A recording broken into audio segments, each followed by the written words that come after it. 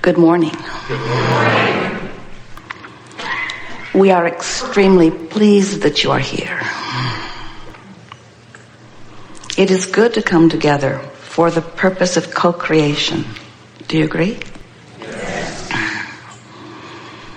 Co-creating at its best. We see you have dragged your physical bodies here. That's helpful. Co-creating at its best because it is a blending of all that you are. The physical you, important, do you agree? Yes. The physical you, not all important, do you agree? Yes. The non-physical part of you, important, do you agree? Yes. The blending of the two, essential for joy. Not essential. You can bang around vibrationally distant from who you really are. But when you deliberately focus yourself into alignment with who you really are, not who you were before you were born, but who you are, that non-physical part of you who has been evolving ever since you've been here in this physical body. That's the part that so many of our physical friends forget. They have forgotten that they are eternal and that there is an eternal expansion that is enhanced so dramatically by their presence here in this physical time-space reality right here. Because you're so good at interpreting your physical time and space through what you see and hear and so forth, it's easy for you to forget your vibrational roots. It's easy for you to forget the source, the soul, the spirit that exists simultaneously. And so most people who you are interacting with are approaching their life experience as physical beings with physical awarenesses, with emotions that would give them the indication of their connection to the non-physical part of them. But they are not interpreting their emotions in a way that really does that for them. So they don't realize that they are physical extensions of Source who can be so far extended that they don't feel the benefit of the connection, or extensions of Source who are so aware of that which they are extending from that they are working consciously every day to focus themselves into alignment. In other words, your Source energy and you love and feel worthy and know your value as Source energy.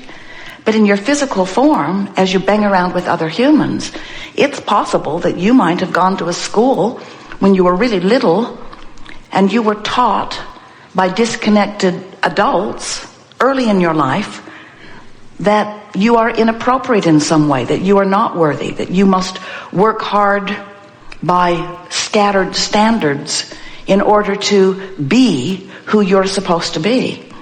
And if you are like most of those little people who grew up, you have not yet reclaimed what you were born with, because early on it was sort of coached out of you. If you were like most people when you were born, those adults who greeted you were glad to see you for a while.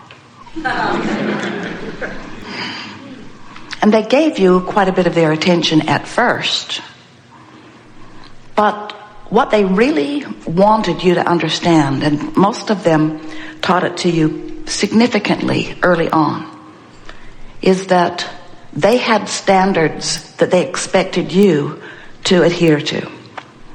And so they gave you feedback to let you know how they thought you were doing as you were guiding your life by their standards to please them.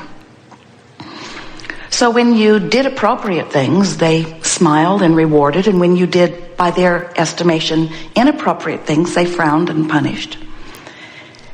But the most significant thing that happened is they trained you. They didn't mean to. It was done to them before. They trained you away from your awareness and your awareness of your relationship, away from your conscious awareness of your own source energy. And so they taught you to replace your natural guidance system that you were born with, which would show you in every moment when your thought deviated from the source within you. In other words, source within you loves. When you find a reason not to love, you have moved away from who you are. But in your physical world, they will tell you that you had good reason not to love that one because that one is inappropriate. Now you argue about by which standards that one is inappropriate. He might be a Democrat, which would make him utterly inappropriate to many. Or he might be a Republican, which would make him utterly inappropriate to many. Sometimes that's just enough to put you really in the wrong camp altogether, where nothing that you could ever say could be of any value to the other one ever. In other words, humans use all of these manifested, realized life experiences, sorting them into piles. These are good piles, these are not good piles. And so most people spend most of their life trying to figure out, first of all, which is the good pile and which is the bad pile, which are the preferred piles and which are the not preferred piles, how many people like that pile, how many people like that pile, what's the most popular pile, should I be part of the popular pile, should I be part of the unpopular pile. Most people are so busy sorting out their piles and trying to decide which pile to be a part of and which pile to vote for and which pile to go to church with and which pile to live in the neighborhood of and which pile, that they have become so pile-oriented that they have lost their awareness of their alignment with Source. And so sometimes they are interacting in a way that they are aligned with Source and they feel wonderful, but often they are interacting in a way that they are not aligned with Source, and then they don't understand what's making the difference. So then they lose their interest in the piles. Well, this pile worked for me for a while, but this pile isn't working for me anymore. We are deliberately painting a little bit of a exaggerated picture because we want you to decide that rather than being like most humans who are sorting piles and not having success at it, that you want to see your world through the eyes of Source, which means you want to be a consistent vibrational match to who you really are. But in order to do that, you first have to accept that there is more to you and to your world than what you can see and hear and smell and taste and touch. You have to accept that this is a vibrational universe and that you are a vibrational being and that you have vibrational senses beyond the vibrational interpretation that you call sight and sound and smell and taste and touch.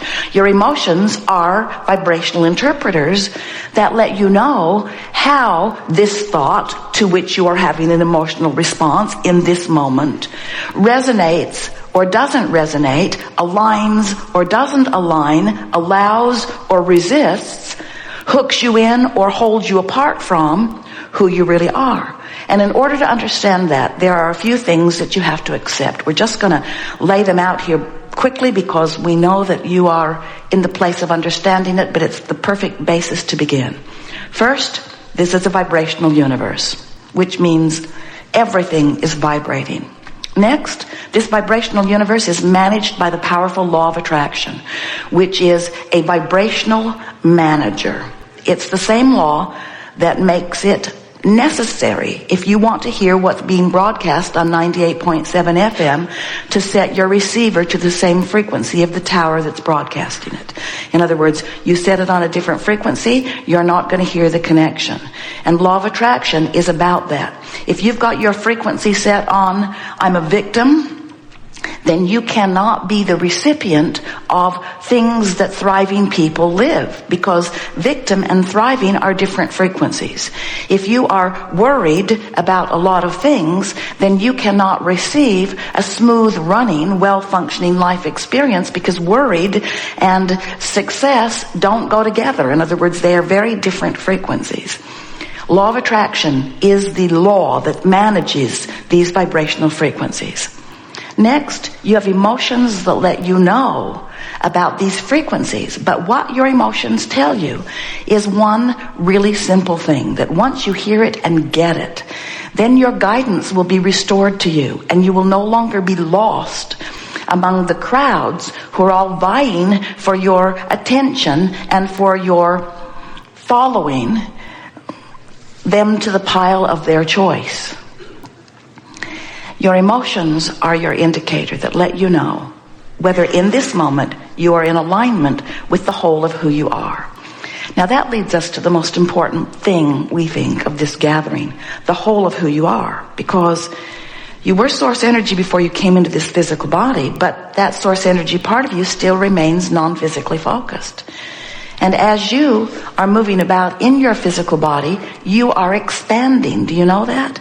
Do you know that when life shows you something that you don't like very much, it causes a corresponding rocket of what you do want to emanate from you? Because in your ability to observe, in your ability to focus your mind on anything, you are a focusing mechanism. And when you focus as a vibrational being, now stay with us just a little bit here, because we haven't said this to you in this way before. When you focus your attention, which is a vibration, on something unwanted, that vibration has a bounce of what you do want.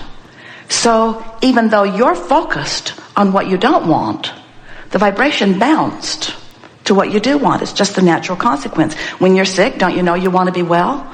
That's a sort of rudimentary example of that. When you don't have enough money, don't you know you want more money? So all day, every day, as you are on many levels of your conscious being, assimilating life, you're bouncing improvements into what we are calling the vibrational sphere of non-physical. In other words, we're calling it this vortex of creation, which is literally capturing all of those positive bounces as you are moving through life experience. And the source within you, that non-physical part of you who remains non-physically focused even while you're focused here, is receiving every one of those bounces and maintaining the highest frequency of every bounce, no matter how high it bounces. So that means if you're living in an environment like you are today, where there are so many more people playing the game, and the stakes are higher than ever before, and so much is being lived that isn't wanted by so many, bounce, bounce, bounce, bounce, bounce, bounce, bounce. This vortex is at its all-time receiving of new requests, which means as individuals, you're having to focus more deliberately to stay up with the bounces that you are offering.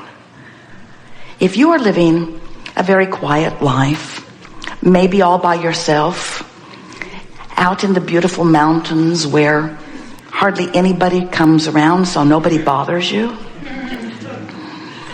you're not having as much experience, and you're not having as many bounces, and you don't have to work as hard to keep up with your bounce. But if you are involved in life, if you've got a lot of people in and out, if the ideas are flooding through your experience, if you are involved with people, if you are out there going and doing and being and having and interacting and playing and working, you're bouncing, bouncing, bouncing, bouncing, bouncing, bouncing, bouncing, bouncing, and your vortex is spinning, spinning, spinning, and your source is higher, higher, higher, and your relationship with that source matters more, more, more. Because the more you ask, the more the source within you becomes, and the more important it is for you to keep up with what you have become, because that's the whole point of your being. Isn't that nice to know?